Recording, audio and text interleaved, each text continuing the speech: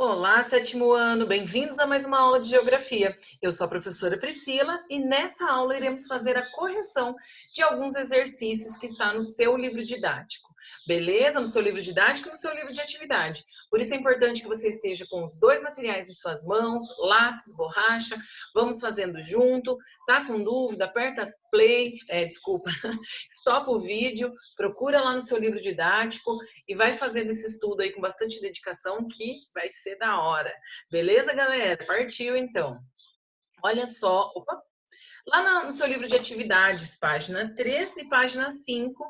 Então, na página 3, exercício 1, na página 5, exercício 3, nós temos ali o mapa da região Nordeste. Para que você complete o nome da unidade da federação e a sua capital.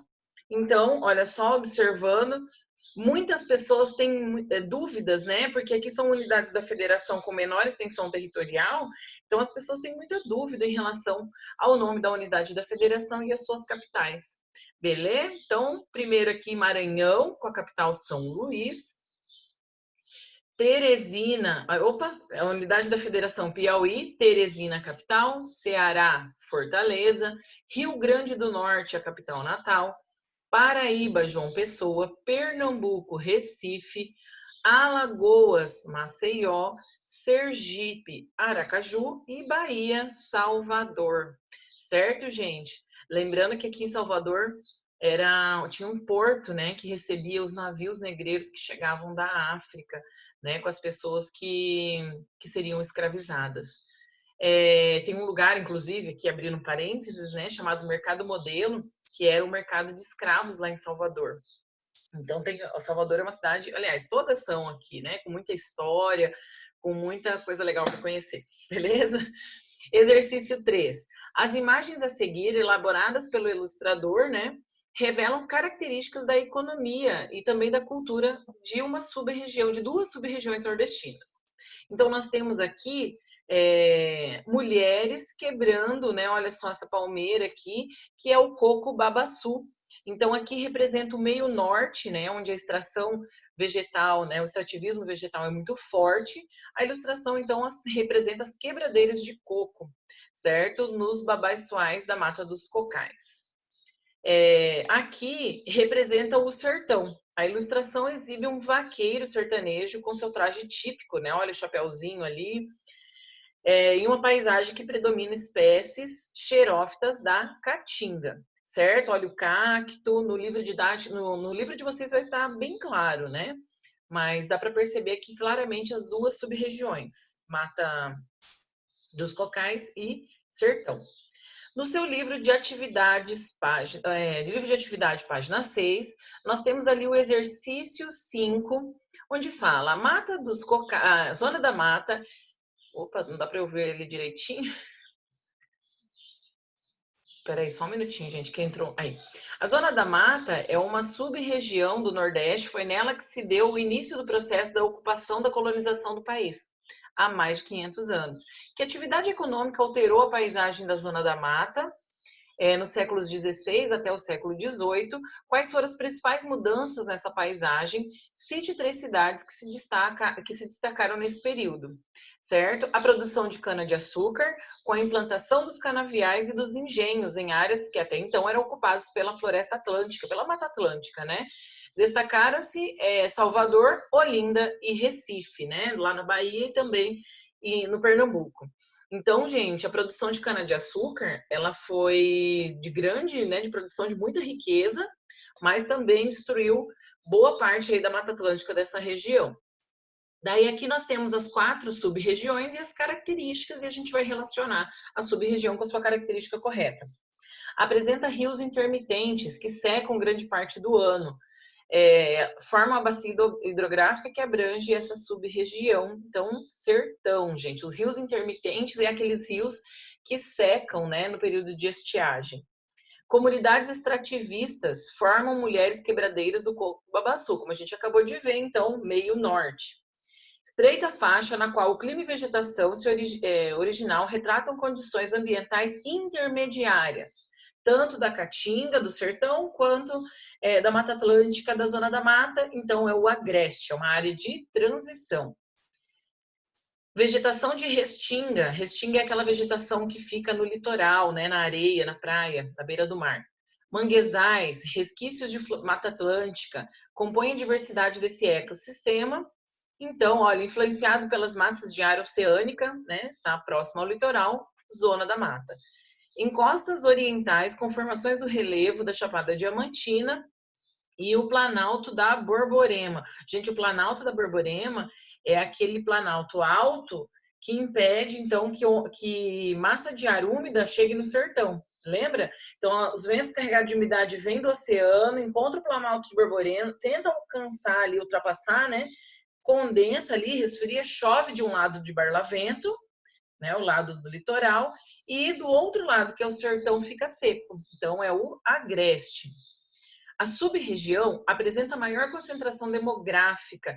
Qual é a região mais desenvolvida dessas quatro em relação à economia, população? É a zona da mata, certo? As formações vegetais específicas dessa sub-região, como carnaubais, babaçuais e buritizais, têm as suas áreas ameaçadas pela expansão da economia agroexportadora, né? Então, é o meio norte, área de extrativismo vegetal. Pela escassez da água e pelas suas consequências, essa sub-região se caracterizou historicamente como uma área de emigração, ou seja, as pessoas saindo daquela sub-região para ir buscar melhores condições de vida em outras regiões do país ou até mesmo no próprio Nordeste. Então, é o sertão. Aqui nós temos a imagem, olha só que lindo, né? Cana-de-açúcar e cacau, certo? Então, tá aqui, ó, os dois produtos agrícolas que são muito importantes para a economia nordestina. A imagem 1 é um canavial, né? Então, são cana-de-açúcar e aqui cacau. Cite suas principais áreas de cultivo no Nordeste. Ambas são cultivadas na zona da mata, certo? A cana-de-açúcar da Bahia ao Rio Grande do Norte e o cacau é cultivado no sul da Bahia.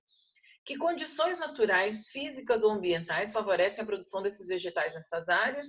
Tanto a cana-de-açúcar como o cacau são plantas tropicais, que precisam de clima quente e úmido, né? Que não tenha muito período de seca. Ela precisa da umidade da zona da mata. Como ocorre na zona da mata, contribui para o seu desenvolvimento. Além disso, as áreas que ocorre o solo massapê, que é de grande fertilidade. Beleza? Então, tudo isso na zona da mata. Já a região sudeste, lá no seu livro de atividade, página 12, da mesma forma que nós fizemos com o Nordeste, nós vamos aqui, então, nomear a unidade da federação e a capital dos estados, né, das unidades da federação que faz parte da região sudeste. Então, Belo Horizonte, uma grande cidade, Minas Gerais, maravilhosa, adoro. Então, Belo Horizonte, a capital de Minas Gerais. Espírito Santo, Vitória. Rio de Janeiro e São Paulo também, São Paulo. Certo, gente? Esse Sudeste é bonito demais. Pesquise quais são os estados mais populosos do Brasil e, em seguida, escreva como se classificam os estados da região Sudeste, considerando a população absoluta. São Paulo, Minas Gerais e Rio de Janeiro, nessa ordem, os 3 estados mais populosos do país. E o Espírito Santo, que é a unidade da federação aqui, né, próximo ao litoral, é o 15º mais populoso entre as 27 unidades da federação.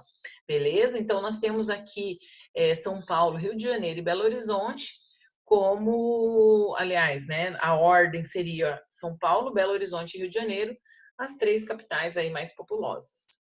Beleza? Então, galera, na página 14 do seu livro de atividade, tem lá o Brasil, né, o mapa dos climas e o mapa do relevo, certo? De acordo com o mapa 1, o comportamento climático se diversifica ao longo da região sudeste em virtude de fatores como a proximidade ou afastamento do oceano, as diferenças de altitude e a característica do relevo, né, se é planície, planalto, lembra? Relevo, conforme mostra no mapa 2. Então, a gente observa que aqui nós temos os tipos climáticos. No seu livro, você vai conseguir observar a legenda, né? Olha as cores. Então, a gente observa, quanto mais escuro, maior, mais alto é o relevo, né? Então, a gente repara que o clima tropical de altitude, que a gente fala do Brasil, né? Ele está concentrado nessa região aqui, ó, de altos relevos, né? Onde tem os planaltos mais altos. No Planalto do Interior Paulista, boa parte do centro-norte do estado de Minas Gerais. Predominam os climas tropical e tropical de altitude. No Rio de Janeiro, Espírito Santo, a influência das massas oceânicas, clima tropical. Nas áreas de altitudes mais elevadas, em algumas serras, ocorre tropical de altitude. No extremo sul do estado de São Paulo, predomina clima subtropical. Lembra, gente, o subtropical é logo abaixo, então, do trópico de Capricórnio, no nosso caso aqui. Abaixo do trópico, né? É isso aí, galera. Próximo, é isso aí. Acabaram os exercícios. Espero ter contribuído para o conhecimento de vocês. Até a próxima.